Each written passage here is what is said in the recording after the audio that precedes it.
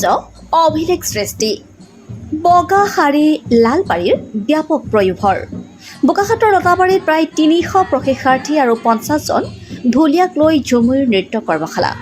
পবিত্ৰ ভাদৰ শুক্লা একাদশীত চাহ জনগোষ্ঠী আৰু আদিবাসীসকলৰ পবিত্ৰ উৎসৱ কৰম পৰৱ।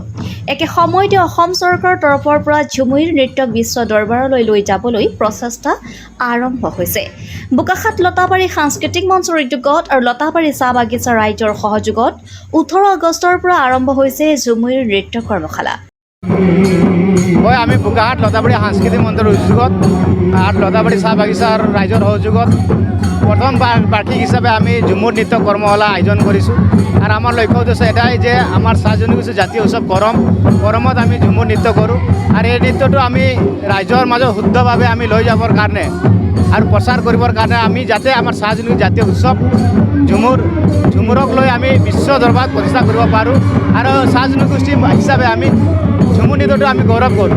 আৰু পবিত্ৰ ভাদৰ মাহত আমি প্ৰতিখন বাগিচাত আমি ঝুমুৰ নৃত্য আমাৰ যুৱতীসকলে কৰে।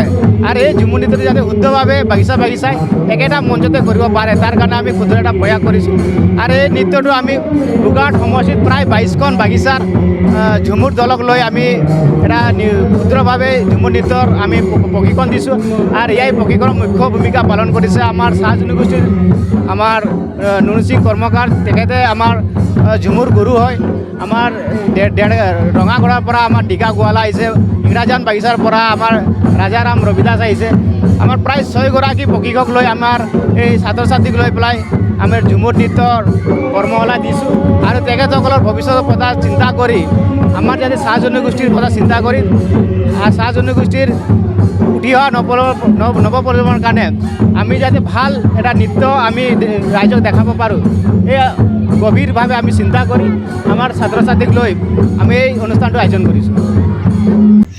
নুনু সিং কৰ্মকাৰ, ডিকা গোৱালা, ৰাজাৰাম ৰবিদাস, লক্ষ্মিতা ৰবিদাসৰ লগতে মুঠ ৬গৰাকী প্ৰশিক্ষকে ২২খন বাগিচাৰ পৰা অহা ঝুমুৰ দলৰ ৩০০ নাচনী আৰু ৫০জন ঢুলীয়াক প্ৰশিক্ষণ প্ৰদান কৰিছে।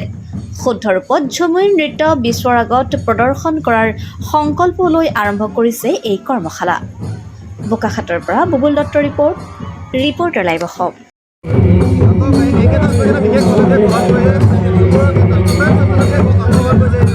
হয়, আমি বোকাখাত সমষ্টিটো আমাৰ নুমলীগড়ৰ পৰা হাতীকলি ২২খন বাগানকে আমি একেলগ কৰি ইয়াত আমি অনুষ্ঠানটো পাতিছোঁ। আৰু ইয়াতে প্ৰায় আমাৰ ৩০০ ছোৱালী, তাৰ লগতে আমাৰ ৫০জনমান ঢুলীয়া, তেনেকৈ আমাৰ ৩০০ৰ পৰা ৪০০ৰ ভিতৰত ল'ৰা ছোৱালীয়ে অংশগ্ৰহণ কৰিছে।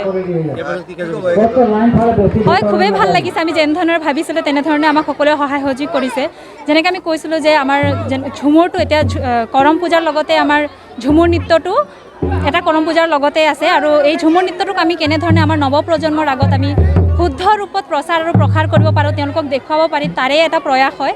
আৰু ইয়াত ইতিমধ্যে আমাৰ ২দিনীয়া কাৰ্যসূচী শেষ হৈ গৈছে। আৰু আমি ৫ দিনৰ ধৰিছিলোঁ, 2 দিন হৈ গৈছে আৰু 3 দিন বাকী আছে। আমি 23 তাৰিখে ইয়াৰ সামৰণি কৰিম।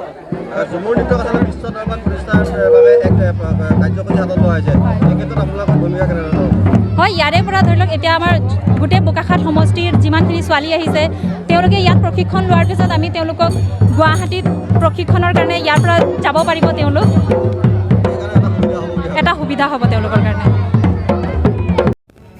Reporter live Assam. নিৰ্ভীক